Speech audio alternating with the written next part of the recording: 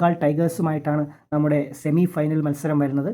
ബംഗാൾ ടൈഗേഴ്സുമായിട്ട് നമുക്ക് കഴിഞ്ഞ ദിവസം മത്സരം ഉണ്ടായിരുന്നു. നമ്മൾ 13 റൺസിന് ബംഗാൾ ടൈഗേഴ്സുമായിട്ട് പരാജയപ്പെട്ടിരുന്നു.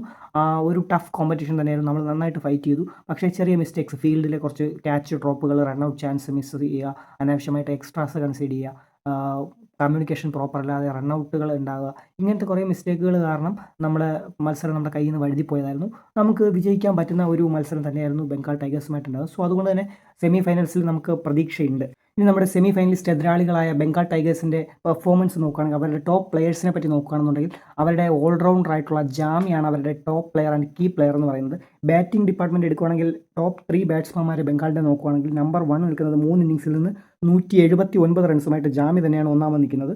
ഇനി സെക്കൻഡ് നോക്കുകയാണെങ്കിൽ അവരുടെ ഓപ്പണിംഗ് ബാറ്റ്സ്മാൻ ആയിട്ടുള്ള ജോയിയാണ് 3 മാച്ചിൽ നിന്നും 120 റൺസുമായിട്ട് രണ്ടാമത് ബംഗാളിൻ്റെ ടോപ്പ് സ്കോറായിട്ടുള്ളത്. ഇനി മൂന്നാമത്തെ ആൾ രാഹുൽ മസുംദാറാണ് 3 മാച്ചിൽ നിന്ന് 87 റൺസ്. അപ്പോൾ ഈ 3 പേരാണ് ബംഗാളിൻ്റെ ടോപ്പ് 3 ബാറ്റ്സ്മാൻമാരായിട്ടിരിക്കുന്നത്. അപ്പോൾ ഇവർ 3 പേരും തന്നെയായിരിക്കും നമ്മുടെ ബോളിംഗ് ഡിപ്പാർട്ട്മെൻറ്റിന് പരീക്ഷണം നൽകുന്ന 3 ബാറ്റ്സ്മാൻമാർ. ഇവരായിരിക്കും നമ്മുടെ മെയിൻ ടാർഗറ്റ് ആയിട്ട് വരിക.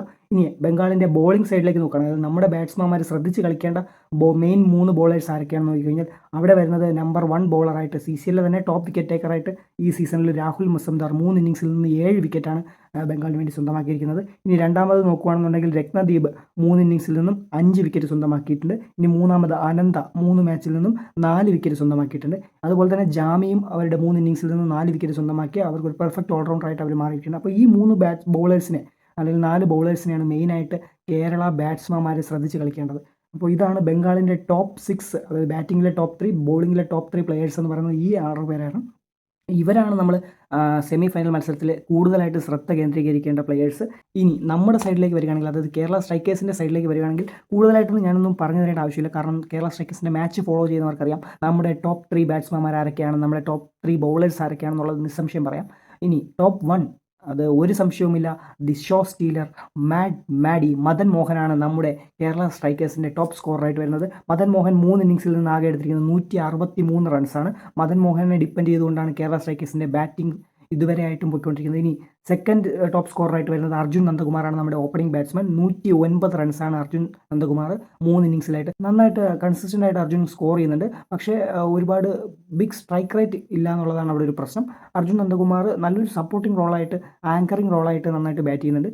ഇവർക്ക് രണ്ടുപേർക്കും നല്ലൊരു സപ്പോർട്ട് കിട്ടുന്നില്ല എന്നുള്ളതാണ് കേരള സ്ട്രൈക്കേഴ്സിൻ്റെ ഏറ്റവും വലിയ പ്രശ്നമായിട്ട് വരുന്നത്. കാരണം കേരളത്തിൻ്റെ ബാറ്റിംഗ് ഡിപ്പാർട്ട്മെൻറ്റിലെ സ്കോറിങ്ങിൽ ഓൾമോസ്റ്റ് 90% റൺസും ഈ 2 പേരുടെ ബാറ്റിൽ നിന്നാണ് വന്നിരിക്കുന്നത്. കേരളത്തിൻ്റെ മൂന്നാമത്തെ ടോപ്പ് സ്കോറർ നോക്കിക്കഴിഞ്ഞാൽ നമ്മുടെ ക്യാപ്റ്റനായ ഉണ്ണി മുകുന്ദനാണ് കേരളത്തിൻ്റെ മൂന്നാമത്തെ ടോപ്പ് സ്കോറർ. 50 റൺസാണ് 3 ഇന്നിങ്സിൽ നിന്ന് ഉണ്ണി മുകുന്ദൻ എടുത്തിരിക്കുന്നത്. അപ്പോൾ അതിൽ നിന്ന് നമുക്ക് ഡിഫറൻസ് മനസ്സിലാക്കാൻ പറ്റും. 163 റൺസ് എടുത്ത മദൻ മോഹനാണ് ഒന്നാമത്. മദൻ മോഹൻ ഇറങ്ങുന്നത് തന്നെ 5-മതോ 6-മതൊക്കെയാണ് മദൻ മോഹൻ ബാറ്റിങ്ങിന് ഇറങ്ങുന്നത്. അപ്പോൾ 163 റൺസ് എടുത്ത മദൻ മോഹൻ ഒന്നാമത്, മൂന്നാമത് 50 റൺസ് എടുത്ത ഉണ്ണി മുകുന്ദനാണ്. ബാക്കിയുള്ള ബാറ്റ്സ്മാൻമാർ എന്തുമാത്രമാണ് കോൺട്രിബ്യൂട്ട് ചെയ്യുന്നത് നമുക്കതിൽ നിന്ന് വ്യക്തമാണ്. അപ്പോൾ കേരളത്തിന് ഇനി ബാറ്റിംഗ് കുറച്ചും കൂടി നന്നാക്കണം, അല്ലെങ്കിൽ ജയിക്കണം, സെമി ഫൈനൽസ് ജയിക്കണം എന്നുണ്ടെങ്കിൽ തീർച്ചയായിട്ടും കൂടുതലായിട്ട് ബാറ്റ്സ്മാൻമാരുടെ കോൺട്രിബ്യൂഷൻസ് വന്നേ മതിയാകത്തുള്ളൂ. ഒരിക്കലും മദൻ മോഹനെ മാത്രം ഡിപ്പെൻഡ് ചെയ്തുകൊണ്ട് നമുക്ക് സെമി ഫൈനൽസ് വിജയിക്കാനായിട്ട് സാധിക്കത്തില്ല. Madan Mohan absolutely a good player, അവർ വെരി ഡിപ്പെൻഡൻറ്റ് ബാറ്റ്സ്മാൻ. ഇപ്പോഴും പറയുന്നു മദൻ മോഹനിൽ തന്നെയാണ് പ്രതീക്ഷ. പക്ഷേ കേരളം ഒരിക്കലും ഒരു പ്ലെയറിനെ മാത്രം ഫോക്കസ് ചെയ്തുകൊണ്ട് കളിക്കാൻ പാടില്ല. മറ്റുള്ളവരുടെ കയ്യിൽ നിന്നും കൂടുതൽ കോൺട്രിബ്യൂഷൻസ് നമുക്ക് വരേണ്ടതായിട്ടുണ്ട്. ഇനി കേരളത്തിൻ്റെ ബോളിംഗ് ഡിപ്പാർട്ട്മെൻറ്റ് നോക്കിക്കഴിഞ്ഞാൽ കുറച്ച് വർഷങ്ങളായിട്ട് തന്നെ കേരളത്തിൻ്റെ വൺ ഓഫ് ദി കീ പ്ലെയറായിട്ട് കളിച്ചുകൊണ്ടിരിക്കുന്ന അരുൺ ബെന്നി, ഓൾറൗണ്ടറാണ് അരുൺ ബെന്നി, ബാറ്റ്സ്മാനാണ്, ബൗളറാണ്, നല്ലൊരു ഫീൽഡറാണ്, വിക്കറ്റ് കീപ്പറാണ്. അരുൺ ബെന്നിയാണ് കേരളത്തിൻ്റെ ഈ സീസണിലെ ടോപ്പ് വിക്കറ്റ് ടേക്കറായിട്ട് വരുന്നത്. 5 വിക്കറ്റാണ് 3 ഇന്നിങ്സിൽ നിന്ന് അരുൺ ബെന്നി സ്വന്തമാക്കിയിരിക്കുന്നത്. നല്ലൊരു എക്കണോമിയിലാണ് അരുൺ ബെന്നി പന്തെറിഞ്ഞിട്ടിരിക്കുന്നത്. അരുൺ ബെന്നിയാണ് 5 വിക്കറ്റോട് കൂടി കേരളത്തിൻ്റെ ടോപ്പ് വിക്കറ്റ് ടേക്കറായിട്ട് വരുന്നത്. രണ്ടാം സ്ഥാനം വരുന്നത് വിവേക് ഗോപനാണ്, ലെഫ്റ്റ് ഹാം സ്പിന്നറാണ്, ഒരുപാട് എക്സ്പീരിയൻസ് ഉള്ള പ്ലെയറാണ്. 3 ഇന്നിങ്സിൽ നിന്ന് 4 വിക്കറ്റാണ് വിവേക് ഗോപൻ സ്വന്തമാക്കിയിരിക്കുന്നത്. ഇനി ബിനീഷ് കോടിയേരിയാണ് 3-ാം സ്ഥാനത്ത് വരുന്നത്. 2 ഇന്നിങ്സ് മാത്രമേ ബിനീഷ് കോടിയേരി പന്തെറിഞ്ഞിട്ടുണ്ടായിരുന്നുള്ളൂ. 2 ഇന്നിങ്സിൽ നിന്ന് 3 വിക്കറ്റാണ് ബിനീഷ് കോടിയേരി സ്വന്തമാക്കിയത്. അപ്പോൾ ഇവർ 3 പേരുമാണ് കേരളത്തിൻ്റെ കീ ബോളേഴ്സായിട്ട് വരുന്നത്. കേരളം ഫോക്കസ് ചെയ്യേണ്ട ഒരു ഡിപ്പാർട്ട്മെൻറ്റാണ് ബോളിംഗ് ഡിപ്പാർട്ട്മെൻറ്റ്. കാരണം പവർ പ്ലേയിൽ നമ്മൾ ഒരുപാട് റൺസ് കൺസീഡ് ചെയ്യുന്നുണ്ട്. ആദ്യത്തെ 6 ഓവറിൽ 50-ന് മുകളിൽ റൺസ് നമ്മൾ എല്ലാ മാച്ചിലും കൺസീഡ് ചെയ്യുന്നുണ്ട്. അപ്പോൾ ആ ഒരു ഏരിയ നമ്മൾ ഫോക്കസ് ചെയ്യണം. 10 ഓവർ വരെ നമ്മൾ എപ്പോഴും നന്നായിട്ട് അടി വാങ്ങുന്നുണ്ട്. അത് കഴിഞ്ഞിട്ടാണ് നമ്മുടെ സ്പിന്നേഴ്സാണ് നമ്മൾ കുറച്ച് മാച്ച് നമ്മുടെ കൺട്രോളിലേക്ക് കൊണ്ടുവരുന്നത്. അരുൺ ബെന്നി, വിവേക് ഗോപൻ, അതുപോലെ തന്നെ ബിനീഷ് കോടിയേരി, ഇവർ 3 പേരാണ് മാച്ച് ഒന്ന് കൺട്രോൾ ചെയ്ത്, റൺസ് കൺട്രോൾ ചെയ്ത് നമ്മുടെ കയ്യിലേക്ക് കൊണ്ടുവരുന്നത്.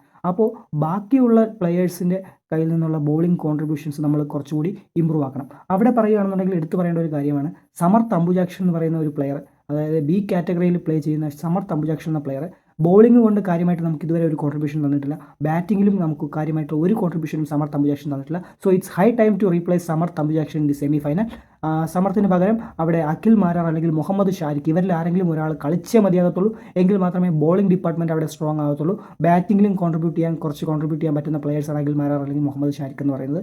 So definitely Kerala strikers have to look on replacing Samarth Ambujakshan with Akhil Marar or Muhammad Shariq. ഇത് വെരി വെരി ഇമ്പോർട്ടൻ്റ് ആണ്. നമ്മുടെ സെമി ഫൈനൽസിൽ നമുക്ക് വിജയിക്കണമെന്നുണ്ടെങ്കിൽ നമുക്ക് ഈ ഒരു ചേഞ്ച് കൊണ്ടുവന്നേ പറ്റത്തുള്ളൂ. പിന്നീട് അവിടെ വരുന്നത് പ്രശാന്ത് അലക്സാണ്ടറിൻ്റെ കയ്യിൽ നിന്ന് നമ്മൾ വിചാരിച്ച പോലൊരു ഔട്ട്പുട്ട് നമുക്ക് കിട്ടിയിട്ടില്ല. കഴിഞ്ഞ സീസണുകളിലൊക്കെ ബൗളിംഗ് കൊണ്ട് ഒരു വിക്കറ്റ് ടേക്കിംഗ് ഓപ്ഷനായിട്ട് വരുന്ന ഒരാളായിരുന്നു പ്രശാന്ത് അലക്സാണ്ടർ. ബട്ട് എനിക്ക് തോന്നുന്നില്ല പ്രശാന്ത് അലക്സാണ്ടറിനെ അവിടെ റീപ്ലേസ് ചെയ്യുമെന്ന് എനിക്ക് തോന്നുന്നില്ല. ബിക്കോസ് സിജു വിൽസണൊക്കെ കംപ്ലീറ്റ് ആയിട്ട് പരിക്കിൽ നിന്നും മുക്തനായിട്ട് വന്നിട്ടില്ല. അപ്പോൾ എ കാറ്റഗറി പ്ലെയേഴ്സിൻ്റെ അഭാവം അവിടെ ഉണ്ട്. അതുകൊണ്ട് തന്നെ പ്രശാന്ത് അലക്സാണ്ടർ റീപ്ലേസ് ചെയ്യുമെന്ന് തോന്നുന്നില്ല. മണിക്കുട്ടനും നല്ലൊരു ബോളറാണ്. പക്ഷേ അടി കിട്ടിക്കഴിഞ്ഞാൽ മണിക്കുട്ടൻ്റെ കയ്യിൽ നിന്ന് റിലേ പോവും. സോ മണിക്കുട്ടനെയും എനിക്ക് തോന്നുന്നില്ല ടീം റീപ്ലേസ് ചെയ്യുമെന്ന്. എനിക്ക് പക്ഷേ റീപ്ലേസ് ചെയ്ത് കഴിഞ്ഞാൽ നന്നായിരിക്കും. പകരം നല്ലൊരു എ കാറ്റഗറി പ്ലെയേഴ്സ്. ബട്ട് അതാണ് പ്രശ്നം, 7 പേര് എ കാറ്റഗറി കമ്പൽസറി ആയിട്ട് കളിച്ചേ പറ്റത്തുള്ളൂ. നമ്മുടെ സ്ക്വാഡിൽ എ കാറ്റഗറി പ്ലെയേഴ്സ് കുറവാണ്. ഉള്ളവർക്കൊക്കെ കുറച്ച് പേർക്ക് പരിക്കുവാണ്. അപ്പോൾ അതാണ് നമ്മൾ ടീം നേരിടുന്ന ഏറ്റവും വലിയ പ്രശ്നം. ബാക്കി ടീമുകളുടെ A category players very very very strong ആണ്. അവരുടെ കയ്യിൽ നിന്ന് വരുന്ന ബാറ്റിംഗ് ആയാലും ബോളിംഗ് ആയാലും കോൺട്രിബ്യൂഷൻസ് ഒക്കെ വളരെ വലുതാണ്. അവിടെയാണ് കേരള സ്ട്രൈക്കേഴ്സിന് ഈ കാറ്റഗറി റൂൾസ് വന്ന് പണിയായി വരുന്നത്. നമ്മുടെ നല്ല ബാറ്റ്സ്മാൻമാരൊക്കെ ഇറങ്ങുന്നത് 10ാമതും 11ാമതും ഒക്കെയാണ്. ബാറ്റിംഗ് ചെയ്യാൻ കൽപ്പുള്ള അരുൺ ബെന്നി കഴിഞ്ഞ മത്സരത്തിൽ ഇറങ്ങിയത് 11ാമനായിട്ടാണ്. 9 വിക്കറ്റ് വീണപ്പോഴാണ് അരുൺ ബെന്നി ഇറങ്ങുന്നത്. 8 വിക്കറ്റ് വീണപ്പോഴാണ് ആര്യൻ ഇറങ്ങുന്നത്. അപ്പോൾ ആകെ അവിടെ ഇറങ്ങാൻ പറ്റുന്നത് മദൻ മോഹൻ മാത്രമാണ്. മദൻ മോഹൻ ഇറങ്ങിക്കഴിഞ്ഞാൽ അവിടെ ഒന്നും ഔട്ട് ആവത്തില്ല. അപ്പോൾ മദൻ മോഹൻ ഔട്ട് ആവുന്നത് വരെ വേറെ ഒരു ബി കാറ്റഗറി പ്ലെയറിനും അവിടെ ഇറങ്ങാനും പറ്റത്തില്ല. അപ്പോഴാണ് നമുക്ക് അവിടെ സ്കോറിങ് കാര്യമായിട്ട് നടക്കാത്തത്. എ കാറ്റഗറി പ്ലെയേഴ്സിൽ നിന്ന് നമ്മൾ വിചാരിക്കുന്ന പോലെ റൺസ് ബാറ്റിങ്ങിൽ കോൺട്രിബ്യൂഷൻസ് വരുന്നില്ല. അപ്പോൾ വന്നു കഴിഞ്ഞാൽ അവിടെ ഓക്കെ ആവും. അപ്പോൾ ഉണ്ണിമുകുന്ദൻ കഴിഞ്ഞ മത്സരത്തിൽ ഒരു ക്വിക്ക് ഫയർ സ്റ്റാർട്ടിങ് തന്നു, പക്ഷേ പെട്ടെന്ന് ഔട്ടായിപ്പോയി. അപ്പോൾ അതുപോലൊരു ഇന്നിങ്സ്, കുറച്ചും കൂടി കൂടുതൽ റൺസ് സ്കോർ ചെയ്യുന്ന ഒരു ഇന്നിങ്സ് സെമി ഫൈനൽസിൽ വരികയാണെങ്കിൽ, അർജുൻ നന്ദകുമാർ, ഉണ്ണി മുകുന്ദൻ ഒരു 50+ പാർട്ട്ണർഷിപ്പ് വരികയാണെന്നുണ്ടെങ്കിൽ, ആദ്യത്തെ 10 ഓവറിൽ ഒരു 100 റൺസ് എടുക്കാൻ കേരളത്തിന് സാധിക്കുകയാണെന്നുണ്ടെങ്കിൽ, മദൻ മോഹൻ്റെ വെടിക്കെട്ടും കാര്യങ്ങളൊക്കെ വരുമ്പോൾ നമ്മുടെ കേരളം നല്ലൊരു സ്കോർ എടുക്കാൻ പറ്റും. ബോളിംഗിൽ നമുക്ക് പിടിക്കാൻ പറ്റും. സെമി ഫൈനൽസിൽ നമുക്ക് മിന്നുന്ന വിജയം കരസ്ഥമായിക്കൊണ്ട് ഫൈനൽസിൽ കയറാൻ പറ്റും. അപ്പോൾ ഇതാണ് നമുക്ക് ക്വിക്ക് പ്ലാനായിട്ട് പറയാനുള്ളത് സെമി ഫൈനൽസിനെ സംബന്ധിക്കുമ്പോൾ. അപ്പോൾ കൂടുതൽ വീഡിയോസും ഡീറ്റെയിൽസുമായിട്ട് നമുക്ക് ഇനിയും കാണാം. സെമി ഫൈനൽസ് നമ്മൾ ലൈവ് സ്ട്രീമിംഗ് ഉണ്ടായിരിക്കും കേരളത്തിൻ്റെ മാച്ച്. സോ എല്ലാവരും ചാനലും സബ്സ്ക്രൈബ് ചെയ്ത് വെച്ചിരിക്കുക, നോട്ടിഫിക്കേഷൻ എനേബിൾ ചെയ്ത് വെച്ചിരിക്കുക. നമുക്കപ്പോൾ വീണ്ടും കാണാം. Bye bye.